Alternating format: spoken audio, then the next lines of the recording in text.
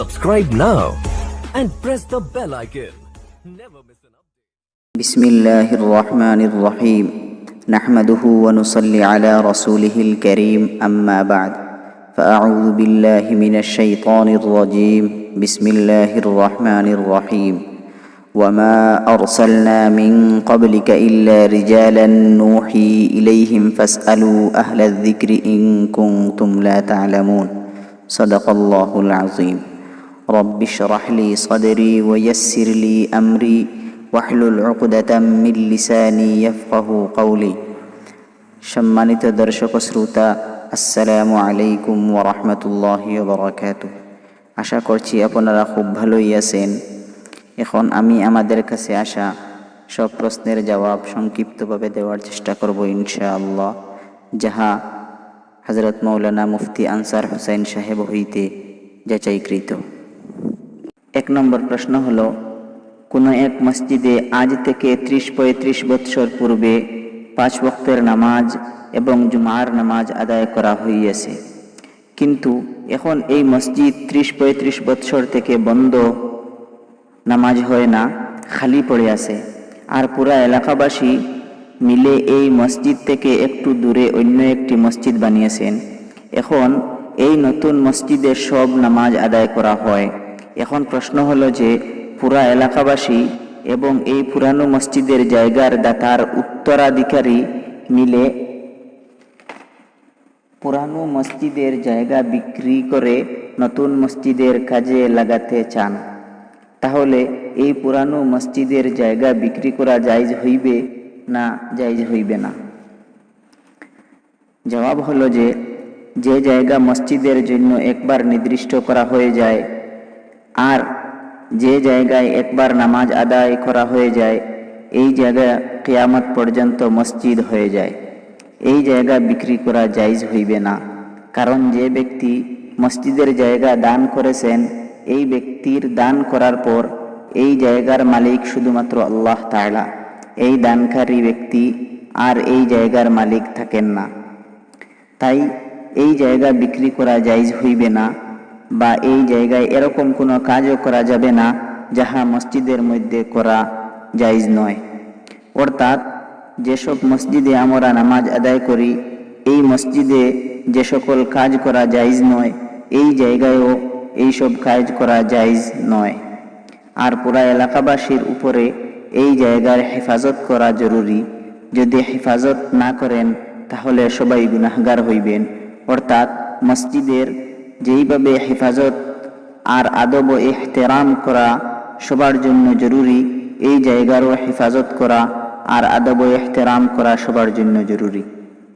2 নম্বর প্রশ্ন হলো, 1 নম্বর প্রশ্নের যে মসজিদ ছিল এই মসজিদ সম্পর্কীয়, যে যদি এই মসজিদের জায়গায়, অর্থাৎ যে জায়গায় 30-35 বৎসর পূর্বে নামাজ আদায় করা হতো, এই জায়গায় যদি কোনো সুপারি গাছ বা অন্য কোনো ফল গাছ লাগানো হয়, আর এই সুপারি গাছ থেকে সুপারি বা ফল গাছ থেকে ফল বিক্রি করে ওই নতুন মসজিদের কাজে লাগানো যাবে কি না যাবে না?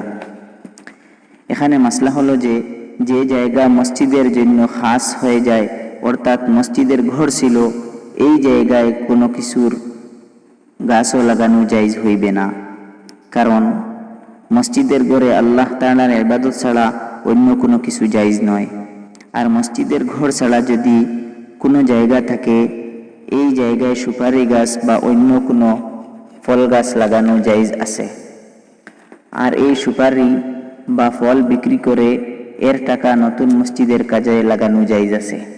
3 নম্বর প্রশ্ন হলো, সাহিবে তরতিব কাহাকে বলা হয়? জবাব হলো, যে ব্যক্তির জিম্মায় 6 ওয়াক্ত নামাজ কাজা নাই, অর্থাৎ যদি কোনো ব্যক্তির 1 ওয়াক্ত বা 2 ওয়াক্ত বা 3 ওয়াক্ত এরকম 5 ওয়াক্ত পর্যন্ত নামাজ কাজা না থাকে, আর থাকলেও 6 ওয়াক্ত থেকে কম আছে, এই ব্যক্তিকে সাহিবে তরতিব বলা হয়। আর যে ব্যক্তির জিম্মায় 6 ওয়াক্ত বা এর থেকে বেশি নামাজ কাজা আছে, এই ব্যক্তিকে সাহিবে তরতিব বলা হইবে না। চাহে এই 6 ওয়াক্ত একসাথে 6 ওয়াক্ত হোক বা পুরা জিন্দগির মধ্যে আলাগ আলাগ 6 ওয়াক্ত হোক, যেই ব্যক্তির জিম্মায় 6 ওয়াক্ত নামাজ কাজা আছে, এই ব্যক্তিকে সাহিবে তরতিব বলা হইবে। 4 নম্বর প্রশ্ন হলো, এক দিরহমের পরিমাণ কতটুকু? জবাব হলো যে আসলে দিরহমের পরিমাণ দুইটি, এক নম্বর হলো ওজন দ্বারা আর 2 নম্বর হলো সাইজ দ্বারা। এখন যদি কোনো ব্যক্তির কাপড়ে বা শরীরে গাঢ় নাজাসত যেমন পায়খানা অথবা গোবর লেগে যায়, তাহলে এটার হিসাব ওজন দ্বারা করা হইবে। আর ওজনের হিসাব হলো 4 গ্রাম 374 মিলিগ্রাম, অর্থাৎ 4.374 গ্রাম। আর যদি কোনো ব্যক্তির শরীরে বা কাপড়ে নাজাসতে রাকিক যেমন পেশাব বা মদ ইত্যাদি লেগে যায়, তাহলে এটার পরিমাণ সাইজ দ্বারা করা হইবে।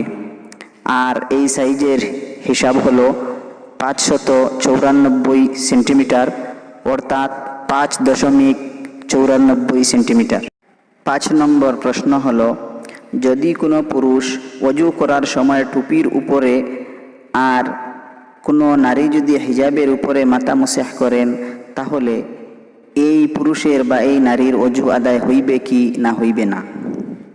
জবাব হলো, যদি কোনো পুরুষ ওযু করার সময় টুপির উপরে মাথা মুসাহ করেন আর কোনো নারী যদি হিজাবের উপরে মাথা মুসাহ করেন, তাহলে এই পুরুষের বা এই নারীর ওযু হইবে না।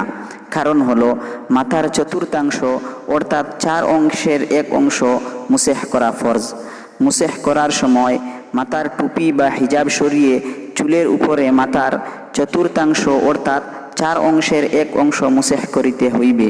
এখন যদি কোনো পুরুষ টুপির উপরে আর কোনো নারী যদি হিজাবের উপরে মাথা মুসাহ করেন, তাহলে এই পুরুষের বা এই নারীর ওযু আদায় হইবে না। আর এই ওযু দ্বারা কেহ যদি নামাজ আদায় করেন, তাহলে নামাজও হইবে না। 6 নম্বর প্রশ্ন হলো, যদি কোনো নারী নামাজ পড়ার সময় চুল দেখা যায়, অর্থাৎ পাতলা হিজাব বা পাতলা উড়নি লাগানোর কারণে হিজাব বা উড়নির বাহির থেকে চুল দেখা যায়, তাহলে এই নারীর নামাজ আদায় হইবে কি না হইবে না? জবাব হলো যে যদি কোনো নারী নামাজ পড়ার সময় হিজাব বা উড়নি পাতলা হওয়ার কারণে বা অন্য কোনো কারণে চুল দেখা যায় বা চুল বাহির হইয়া যায়, তাহলে নামাজ আদায় হইবে না, নামাজ আবার পড়িতে হইবে।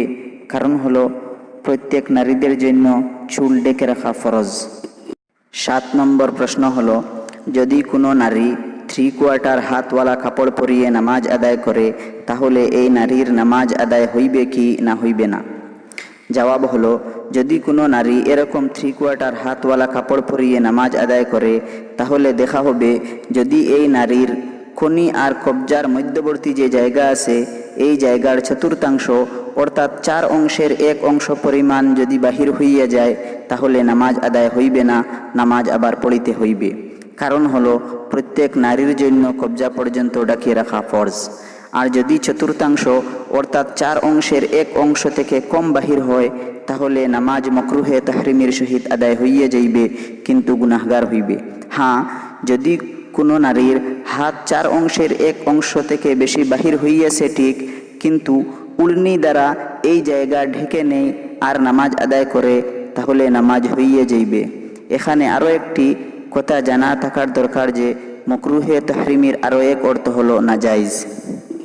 8 নম্বর প্রশ্ন হলো, যদি কোনো ব্যক্তি ফজরের নামাজের সময় মসজিদে এই অবস্থায় পৌঁছেন যে জামাত শুরু হয়ে গিয়েছে, তাহলে এই ব্যক্তির করণীয় কি? প্রথমে সুন্নত নামাজ আদায় করবে না সুন্নত ছেড়ে জামাতে শরিক হইয়া যাইবে? জবাব হলো, যদি কোনো ব্যক্তি ফজরের নামাজের সময় মসজিদে এই অবস্থায় পৌঁছেন যে ফজরের জামাত শুরু হয়ে গিয়েছে, তাহলে এই ব্যক্তি কি করবে? এই ব্যাপারে উলামায়ে কেরামগণ 3টি নিয়ম লিখেছেন। 1 নম্বর হলো, মসজিদের যদি একটি জায়গা থাকে যেই জায়গায় ফরজ নামাজ আদায় করা হচ্ছে আর মসজিদের কোনো সেহেনও না থাকে, বা মসজিদ বড় আছে ঠিক, কিন্তু মসজিদে জামাতের সাথে নামাজ আদায়কারী বেশি হওয়ার কারণে নামাজি থেকে দূরে কোনো স্তম্ভের পিছনে বা দিওয়ালের সাইডে নামাজ আদায় করার ব্যবস্থা নেই, এই অবস্থায় এই ব্যক্তি সুন্নত ছেড়ে দেবে আর জামাতে শরিক হইয়া যাইবে। কারণ হলো যেখানে ফরজ নামাজ জামাতের সহিত আদায় করা হয়, এখানে কোনো ফরজ নামাজ আদায়কারী ব্যক্তির নিকটে সুন্নত নামাজ আদায় করা মাকরুহে তাহরিমি। 2 নম্বর হলো যে মসজিদ বড় আছে ঠিক আর সেহেনও আছে, আর মসজিদে জামাতের সহিত নামাজ আদায়কারীও কম। এই অবস্থায় দেখা যাবে যে যদি সুন্নত নামাজ আদায় করে ইমামের সঙ্গে তাশাহুদে শরিক হতে পারবেন এই আশা থাকে, তাহলে ফরজ নামাজ আদায়কারী থেকে দূরে কোনো স্তম্ভের পিছনে বা দিওয়ালের সাইটে সুন্নত নামাজ আদায় করে জামাতে শরিক হইয়ে যাইবে। 3 নম্বর হলো, যদি এই ডর থাকে যদি সুন্নত আদায় করা হয় তাহলে জামাত শেষ হয়ে যাবে, এই অবস্থায় সুন্নত না পড়ে জামাতে শরিক হইয়ে যাইবে। 9 নম্বর প্রশ্ন হলো, যদি কোনো ব্যক্তি মসবুক হয় অর্থাৎ 1 রাকাত বা 2 রাকাত বা 3 রাকাত নামাজ ছুটে যায় আর ইমামের উপরও যদি সিজদায় সহ ওয়াজিব হয়, এখন প্রশ্ন হলো যে ইমাম প্রথমে ডান দিকে সালাম ফিরানোর পর মসবুক তার ছুটে যাওয়া নামাজ পুরা করার উদ্দেশ্যে খাড়া হয়ে গেল, পরে বুঝলো যে ইমাম তো সিজদায় সহ করছেন, তখন এই ব্যক্তির করণীয় কি? খাড়া থেকে নামাজ পুরা করে পরে নিজে নিজে সিজদায় সহ আদায় করবে, না আবার ঘুরে এসে ইমামের সঙ্গে সিজদায় সহ করতে হইবে? জবাব হলো যে যদি ইমামের উপর সিজদায় সহ ওয়াজিব হয় তাহলে সব মুক্তদিরও এই ইমামের পিছনে নিয়ত করার কারণে সিজদায় সহ ওয়াজিব হইবে আর সঙ্গে সঙ্গে মসবুকের উপরও ওয়াজিব হইবে।